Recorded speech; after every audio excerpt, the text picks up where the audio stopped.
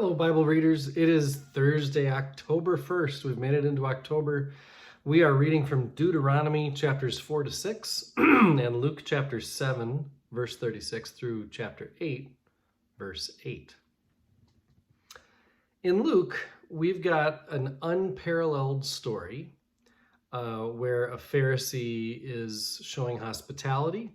The categories of hospitality and how that was to be understood then it would be important for us to, if we were doing a Bible study, we'd want to dive deep into what hospitality meant, what it looked like 2,000 years ago in Judea.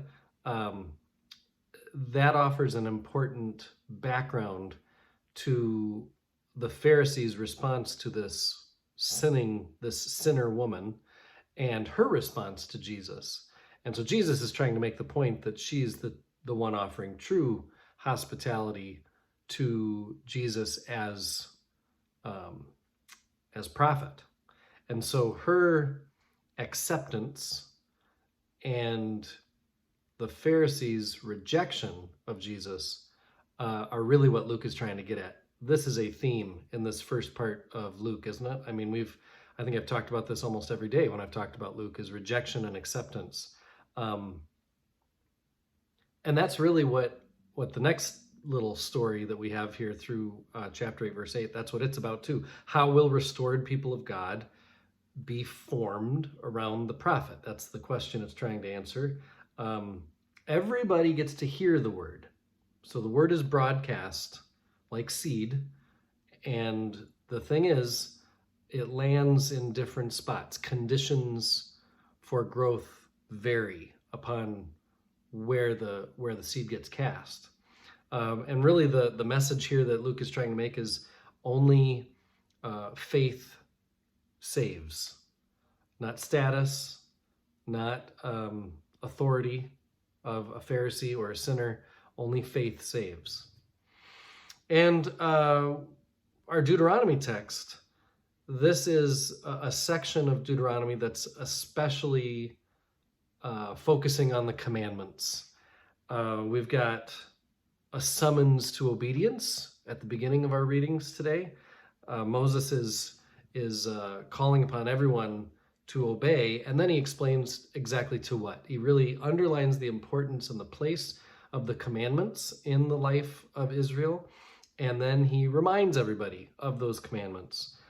This is, if you ever study the Ten Commandments, you'd see them brought up in Exodus as Moses receives them on the mountain, and then Deuteronomy is the other place that you would have another look at them. And they're, the authors of Deuteronomy are not the same authors as Exodus, and so there's some important differences. And really what the Ten Commandments are to Moses here is a moral education of the whole community. A shared value system.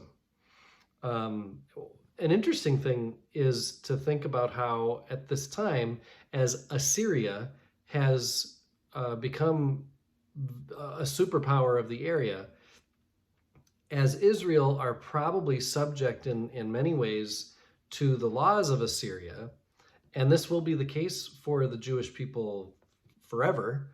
They'll always be kind of a people within a nation.